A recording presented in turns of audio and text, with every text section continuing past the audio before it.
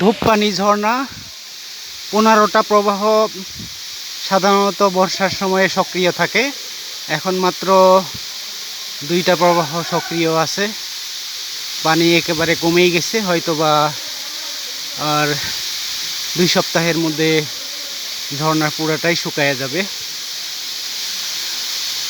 প্রায় 2.5 ঘন্টা হাঁটার পরে এখানে এসে আমরা পৌঁছাইছি।